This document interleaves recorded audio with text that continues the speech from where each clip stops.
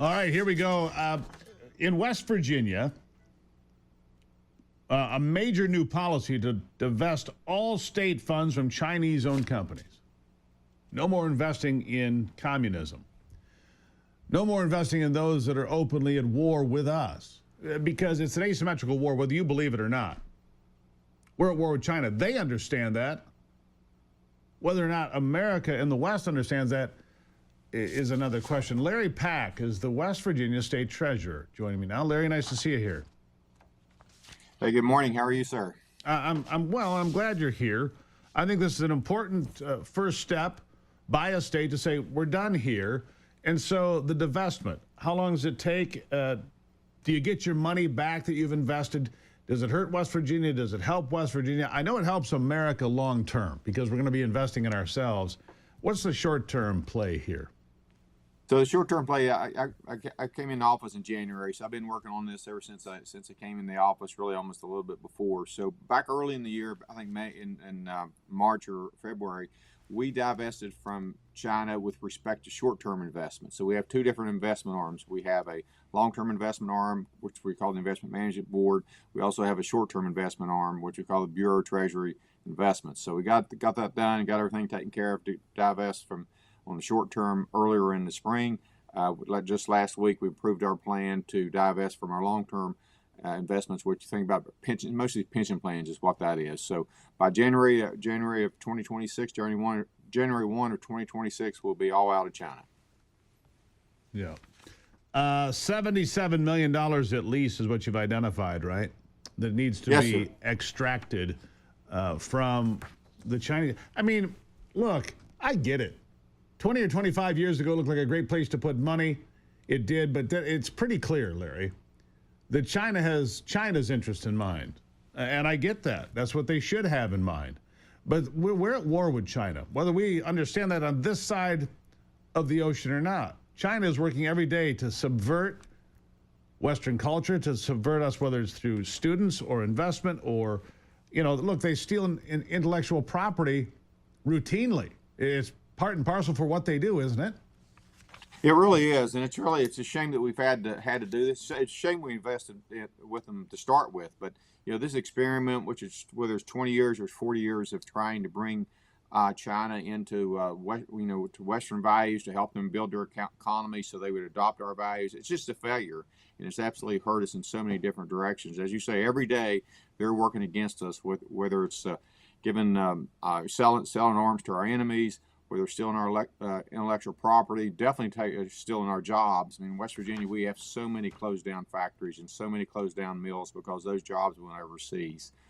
And again, they continue to fight us. They continue to try to undermine our policies, the U.S. policies. So this was the right thing to do. It was common sense. But I've only been in government for just about 2 years after 40 years in the private sector. So trying to bring some common sense policies to the state government of West Virginia, this is one of those things we need to do. We got it done. Like I say, shouldn't have taken so long, but glad we got this accomplished. Yeah, you proposed back in March, shortly after you took office, prohibited foreign investments policy to the West Virginia Board of Treasury Investments. That's a good move. You also banned the use of Chinese artificial intelligence like DeepSeek on all West Virginia state treasury devices, Alipay, a Chinese-based wallet system, and more. Look, AI can help you identify some of these things you're probably trying to root out and pull out by the root. But also these AI things can get in there and create havoc because they're from people we don't want to deal with, right? Oh, there's no question. What I think a lot of folks don't understand, and every company that's in China has someone from the Communist Chinese Party in their boardrooms. Or more than one, right? Yeah, more than one. There's nothing happens in China that the Chinese Communist Party does not approve. And so when we work with their software, we need to understand that all that software has some sort of spyware in there. It has some sort of way for the Communist Party to get our information. And so again, it's just another common sense thing that we should have done a long time ago. Is we're prohibiting those type things from being on any technology equipment that we have in the Treasurer's office. Again, it needs to be done, should have been done earlier, but we're trying as much as possible to start pushing back against China. Again, this experiment has been really terrible for West Virginians and also, I think, terrible for the country. Yeah, so what would your advice be to other states? I mean, here's the problem.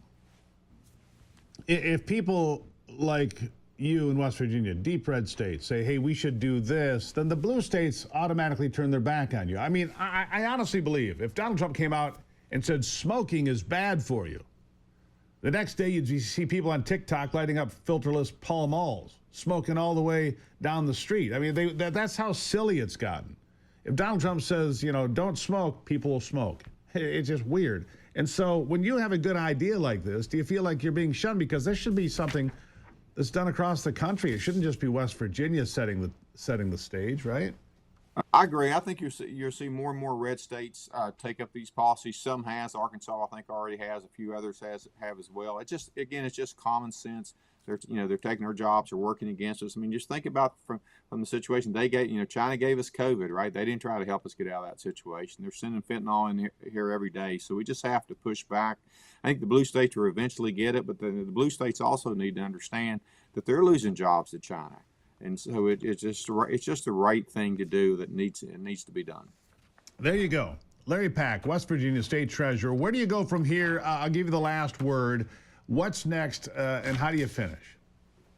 I think we continue to push back against China. We continue to try to look at other different opportunities and so forth, and just look at different places within state government that they've got into our system, and we need to make sure that we can get them out. Absolutely. I really appreciate you being here. It's an important topic, Larry, and I'm glad you're doing the right thing. Good work. We'll talk soon. Thanks a lot. Talk to you soon. Appreciate it. Larry Pack, West Virginia State Treasurer. No more investment in China. I think it's brilliant, actually. It's the way it should be. Getting detached from all of that. All right? Getting detached from all that. Here's a little headline from our friends over at MSNBC. Michael Cohen. You remember Michael Cohen? The pride of Cooley Law School. The former fixer for Donald Trump is what he was called. Ended up in jail for committing crimes. He said yesterday on MSNBC that, James Comey, he's going to be found guilty. I believe he likely committed a crime. And the people about broke their necks there on the panel. Whoa, what? Yeah. I don't know what crime it is, but there are hundreds of thousands of documents. The government has each and every one of them. All they need to find is one. I know better than anybody what a weaponized DOJ looks like and feels like. It is insurmountable. He was attacked, of course, by the Biden administration. And a weaponized DOJ is what he's saying. And he's saying that James Comey committed a crime. And it's just a matter of identifying what crime that is. This part of the program brought to you by my good friends at Cardone. Look, if you're a business owner, and you want some free tips today how to grow that business free, go to Gruber10x.com. We're offering free business advice. You want to break through those ceilings? You want to break through those revenue buffers? You want to get to the next level? You want to get to the top and ring the bell? Go to Gruber10x.com. It's a free phone call. Usually costs you about $500. Today it's free. All right? Why? Because I want your business to grow and thrive. I've been doing 10x for a while now. Really good for us. Hope it's really good for you. Gruber10x.com. Business owners, get on it. I'll be right back.